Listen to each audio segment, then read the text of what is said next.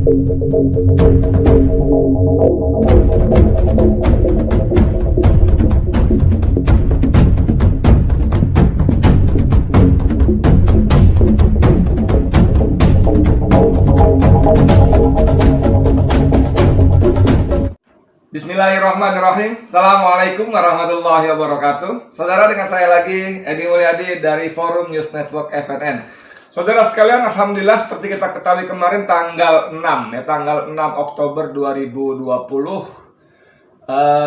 sejumlah mantan petinggi Front Pembela Islam FPI dibebaskan setelah mereka selesai menjalani hukuman selama 8 bulan akibat yang disebut kasus kerumunan di Petamburan. Nah, kita tahu bagaimana pengadilan yang diselenggarakan penuh dengan tipu daya, licik, rekayasa, intervensi kekuasaan dan sebagainya. Dan akhirnya mereka, pengadilan yang tunduk pada kekuasaan itu, menjatuhkan vonis kepada orang-orang ini 8 bulan penjara. Dan kemarin mereka bebas, dijemput dengan gegap gempita oleh sejumlah tokoh. Dan saya punya beberapa video bagus yang alhamdulillah diberi dari teman-teman di FNN TV. Mereka datang meliput langsung dan saya minta beberapa video dan alhamdulillah mereka berikan kepada saya. Nah, orang-orang ini adalah, saya bacakan saja, ini ada berita. Tiba di Pondok Pesantren An-Nur, Ciseeng, Kiai Haji Sobri Lubis dan kawan-kawan disambut ulama, habaib dan tokoh. Nah, gitu ya. Nanti di sela-sela baca ini mungkin saya akan sampaikan beberapa video sebagai pengiringnya. Beginilah jika para ulama dan habaib bebas. Sambutan hangat pun diberikan oleh umat Islam dan warga masyarakat. Hari ini, kemarin maksudnya Rabu, 6 Oktober 2021, 5 orang ex-pengurus FPI, yaitu Kiai Haji Ahmad Sobri Lubis, Haji Haris Hubaidillah, Habib Ali bin Alawi Al-Atas, Habib Idrus Al-Habsyi, dan Ustadz Maman Suryadi telah bebas karena telah menjalani hukuman terkait kasus kerumunan acara Maulid Nabi Muhammad SAW di Petamburan, Tanah Abang, Jakarta Pusat. Disambit oleh Kiai Haji Buya Qurtubi Jailani, Kiai Haji Slamet Ma'arif, Kiai Haji Syahid Joban, Kiai Haji Awid Masyuri, Babe Haikal dan lainnya, beserta tim pengacara, Ustadz Sobri dan kawan-kawan keluar dari Bareskrim Mabes Polri Jakarta Pusat sekitar pukul 10 pagi. Tapi kalau kita lihat nanti ada semacam pengantar sedikit dari Ustadz Slamet Ma'arif itu jam 11. Mungkin proses kali ya sebelum diambil. Memang sebelumnya kemarin saya kontak dengan pengacara taktis Ajis Januar, ya maksud saya. Kemarin saya kontak dan sempat saya bikinkan podcastnya, saya kontak dengan wawancara by telepon. Memang Ajis mengatakan jam 10 akan dibebaskan menurut rencana. Tapi saat saya hubungi kira-kira jam 9-an kurang lebihnya, dia mengatakan masih menunggu kedatangan pengacara untuk membawa berkas-berkas pelimpahan pembebasan. Yang itu katanya waktu itu pengacara dihubungi masih terjebak macet di sekitar Blok M, Kejaksaan ya. Dan memang kalau kita tahu Kejaksaan Agung kan memang di daerah Blok M. Sebetulnya dari Blok M ke Trunojoyo ya deket banget ya, tinggal siap gitu doang ya. Tapi oke lah, nggak apa-apa lah. Begitu bebas, Ustadz Sobri menyampaikan terima kasih atas doa dan dukungan untuknya selama ini.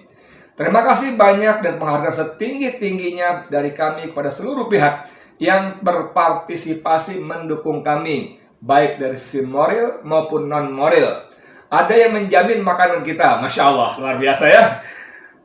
Kesehatan dari dokter, banyak pihak yang mantau jalannya persidangan. Semuanya kami ucapkan terima kasih dan yang terus-terusan menyampaikan kebenaran dan lawan kezaliman. Tuturnya di Mabes Polri, Jakarta Selatan. Kendati demikian, Ustadz Sobri meminta doa dan dukungan tersebut untuk terus dilakukan sebab Habib Rizik Syihab saat ini masih mendekam di balik jeruji tahanan di rutan Mabes Polri. Ya, kita tahu memang karena Habib kena vonis juga yang tidak kalah zalim, bahkan jauh-jauh lebih zalim lagi untuk mendekam di penjara selama 4 tahun. Hanya dituduh melakukan kebohongan. Bohongnya apa? Alhamdulillah saya sehat. Saya merasa segar bugar. Itu dianggap kebohongan dan itu dianggap telah menyebarkan keonaran. Dan vonis zalim pengadilan yang ditekan, diintervensi oleh kekuasaan itu akhirnya menjatuhkan vonis kepada Habib Rizik selama 4 tahun penjara. Nauzubillah min dzalik, astagfirullahaladzim. Masya Allah. Jangan putuskan doa Anda di sini. Masih ada Habib Rizik yang masih ditahan, dan Habib Hanif Alatas juga masih ditahan. Kita doakan semoga bisa menyusul kita di luar. Amin. Ujarnya ya. Dalam kesempatan itu ia juga menceritakan pengalamannya selama di rutan Mabes Polri. Dia mengaku mendapat kemudahan untuk melakukan ibadah dan kegiatan positif lainnya di tahanan. Ya, ini memang kalau kita dengar dan beberapa berita yang beredar, memang dengan kehadiran para ulama dan aktivis pergerakan Islam ini, mereka dengan izin dan karunia Allah mampu mengubah suasana penjara menjadi penuh nafas keagamaan, lebih khususnya lebih Islami, religius Islami. Ada pengajian, ada sholat berjamaah, ada kursus bahasa Arab dan khususnya membaca Quran dan sebagainya. Dan luar biasa, Masya Allah. Bahkan Habib Rizik juga dalam peringatan hari-hari besar agama Islam menyelenggarakan berbagai lomba. Lomba sebagaimana layaknya mungkin seperti waktu kita 17-an Agustus ya, lomba-lomba kecil, lomba-lomba ringan, tapi membuat keakraban, menimbulkan suasana kesilaturahmian yang semakin erat dan ketat dan kuat, maksud saya ya. Masya Allah. Alhamdulillah sejak pertama kali masuk di rutan ini, alhamdulillah kami dapat kemudahan. Kami boleh mengajar di masjid. Masya Allah, kalau ulama begitu ya, dimanapun berada selalu menularkan ilmunya kepada masyarakat banyak. Rutin tiap hari, bahkan kami mengajar. Masya Allah. Kegiatan ibadah juga diberi kemudahan dengan mudah. Kemudian juga kegiatan-kegiatan positif lainnya bersama tahanan lainnya. Diberi kemudahan, diizinkan mengajar di masjid setiap hari. Masya Allah. Kalau kita di luar, ikut pengajian, paling top sepekan sekali. Itu pun paling top kalau nggak ada halangan lah, inilah ada acara arisan dan sebagainya. Tapi di tahanan, Masya Allah, mereka bisa belajar dari ustadz-ustadz, dari para pejuang-pejuang yang istiqomah membela kebenaran selama setiap hari. Masya Allah. Karena itu Ustadz Sobri pun menyampaikan terima kasihnya ke seluruh petugas di rutan Mabes Polri. Kami ucapkan terima kasih banyak ke seluruh petugas yang ada di rutan. Semuanya menjalankan tugas dengan baik, ungkap dia. Saat berada di tahanan, Ustadz Sobri dan Habib Hanif Alatas memberikan pengajaran kepada narapidana meliputi studi Al-Quran dan hadis, fikih dan tarikh, tahlilan dan yasinan, serta maulidan dan marhabanan, dan bergantian mengimami sholat berjamaah 5 waktu dan ibadah Jumat. Masya Allah. Anda bisa bayangkan suasana penjara yang berubah menjadi seperti itu dengan kehadiran orang-orang yang Allah pilih.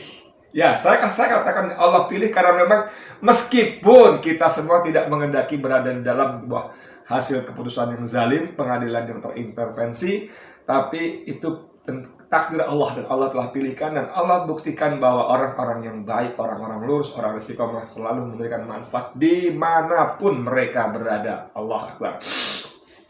Di blok narkoba, Kiai Haji Ahmad Sobri Lubis dan Habib Hanif Alatas di bawah pengawasan langsung IBHRS memiliki jadwal dakwah yang padat. Dari studi Al-Quran dan Al-Hadis hingga fikih dan tarikh, ditambah tahlilan dan yasinan serta maulidan dan marhabanan. Ya, juga bergantian mengimami sholat berjamaah 5 waktu dan ibadah sholat, kata Aziz kepada Fakta Kini, Aziz Yanuar ya. Sementara itu di blok kriminal umum, jadi mereka pisah blok ternyata ya, Habib Idrus Al-Habsyi dan rekan-rekan dengan dibantu oleh Habib Raihan Al-Qadri, Gus Nur, yang memberikan pengajaran baca Quran hingga kajian kitab, juga kultum setiap selesai sholat fardu. Masya Allah. Luar biasa. Kegiatan dakwah mulia yang dilakukan oleh Imam Besar Habib Rizik beserta orang-orang dekatnya ini membuktikan kehadiran mereka selalu memberikan manfaat dan keberkahan bagi umat. Dimanapun mereka berada, mereka telah menjadikan rutan Bareskrim bagaikan taman-taman surga. Masya Allah.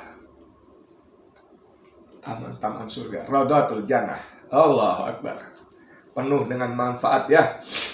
Rombongan kemudian langsung menuju Pondok Pesantren An-Nur di Ciseeng, Bogor, Jawa Barat. An-Nur ini pondok pesantren milik Kiai Haji Sobri Lubis ya.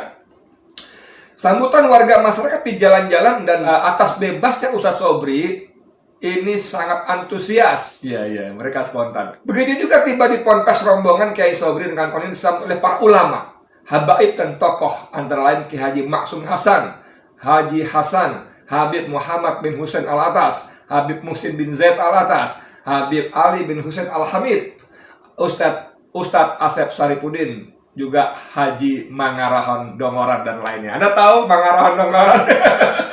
Haji Mangarahon Dongoran yang disebut terakhir ini adalah pemimpin redaksi FNN. Bos saya itu. Orangnya emang luar biasa gesit. Pasti tidak mudah lagi karena kita berkumpul di MMN pada umumnya sudah kepala 5 pada umumnya ya. Sedikit sekali yang kepala 4. Mungkin malah nggak ada kali ya. Dongoran ini kita biasa panggil Bang Rahon ini dasar sekali. Luar biasa. Pihak Ponpes An-Nur tidak menyelenggarakan sambutan yang bersifat umum dan para jamaah menetapkan protokol kesehatan masing-masing dengan kesadaran sendiri, dengan ketat dan seterusnya ya. Ini berbeda dengan kasus kerumunan yang melibatkan Gibran, putra presiden saat mendaftar Pilkada Solo, kerumunan Oli Dodon Kobe, kader PDIP di Sulawesi Utara, kerumunan Jokowi di NTT dan lain-lain yang aman-aman saja. Kerumunan yang melibatkan Habib Rizik Syihab memang berbuntut panjang, bahkan berujung penahanan pada beliau dan para mantan pengurus Front Pembela Islam FPI. Ya, kita tahu lah itu ya. Kerumunan ini bukan kerumunan. Kerumunan adalah bukan kerumunan. Gitulah kata Baba Haikal yang kita bikin bingung itu ya. Tergantung siapa yang bikin kerumunan, siapa yang datang, siapa yang penyelenggara, itu beda. Kalau yang belah sana istana dan gerombolannya kerumunan apapun lancar-lancar aja, bebas-bebas saja. Tapi kalau kita yang bikin, ya begitulah kerumunannya ya. Atas kasus tersebut mereka divonis 8 bulan penjara oleh Majelis Hakim Pengadilan Negeri Jakarta Timur. Vonis dijatuhkan Majelis Hakim dalam persidangan yang digelar Kamis 27 Mei 2021. Hadis Mainur mengatakan bahwa ketika saya tanya apakah tokoh-tokoh ini akan bergabung ke dalam FPI Reborn, kalau saya katakannya walaupun singkatannya beda. FPI yang pertama Front Pembela Islam, yang kedua Front ya, kalau nggak salah Front ya, Pembela Persaudaraan Islam. Nah, ya. Dan kita tahu bahwa mereka ini para petinggi, kayak misalnya Kiai Haji Ahmad Sobri Lubis itu adalah ketua umum terakhir ya, sebelum ditangkap ketua umum FPI. Kemudian Ustadz Maman Suryadi adalah Panglima Laskar FPI ya. Kemudian Habib Idrus Al-Habsyi adalah ketua Front Dakwah FD ya, Front Dakwah. Dan gitu-gitulah, pakai para petinggi-petingginya, Front Dakwahnya FPI maksud saya gitu. Jadi FPI itu kan punya sayap-sayap kegiatan ya, punya Laskar di bawah Panglima Ustadz Maman Suryadi. Ada sayap sosialnya ya, Hilmi itu Hilal Merah Indonesia ya, semacam PMI-nya di bawah FPI itu. Lalu ada lagi yang tadi Front Dakwah tadi, di khusus masalah dakwah dan lain sebagainya.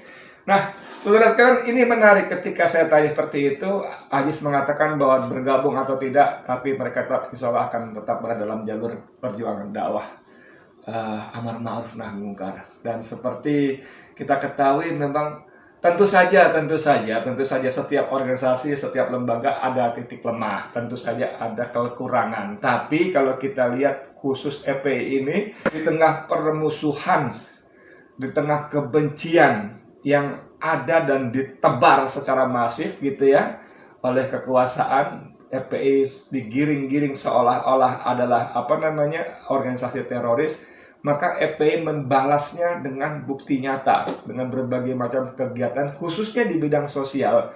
Ketika bencana, musibah dan lain-lainnya selalu ada di lapangan terdepan, terdahulu dan terdepan. Seperti pada kasus, mohon maaf geser dikit, pada kasus penganiayaan penista agama Islam Murtadin KC ya, kan Jenderal Napoleon sudah mengambil itu saya melakukan, tapi oleh sebagian pihak disebut-sebut Ustadz Maman Suryadi ikut gebukin, gitu.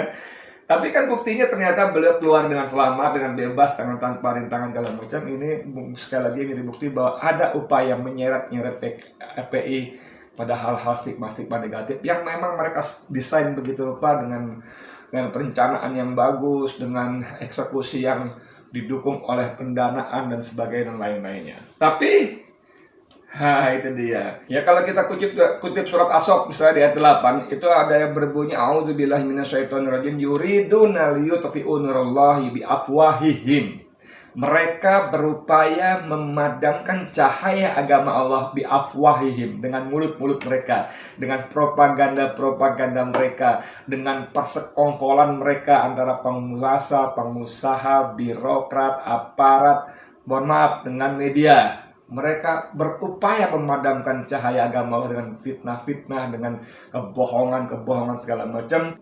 Tapi wallahu mutimmu nurihi, tapi Allah tetap akan menyempurnakan cahayanya walau karihal kafirun, walaupun orang-orang kafir tidak suka. Ini firman Allah. Kita umat Islam berwaspada, itu bukan tidak boleh dituduh kita paranoid umat Islam. Tidak boleh dituduh umat Islam radikal atau intoleran, tidak. Tapi Allah sebagai Tuhan semesta alam, bahkan Tuhan semesta alam raya, itu sudah memberi informasi kepada umat Islam melalui Al-Quran bahwa musuh-musuh kalian, wahai umat Islam, tidak pernah berhenti memusuhi, tidak pernah membenci kalian. Mereka berusaha memadamkan cahaya agama Allah. Saudara, kita perjuangan masih panjang, mengutip Babe Aldo, sahabat saya. Panjang umur perjuangan, semoga Allah meridhai. Nasrun minallah wa fathun qarib. Sesungguhnya pertolongan dari Allah dan kemenangan sudah sangat dekat. Insya Allah, amin. Amin ya rabbal alamin. Saya Edi Mulyadi untuk FNN. Assalamualaikum warahmatullahi wabarakatuh.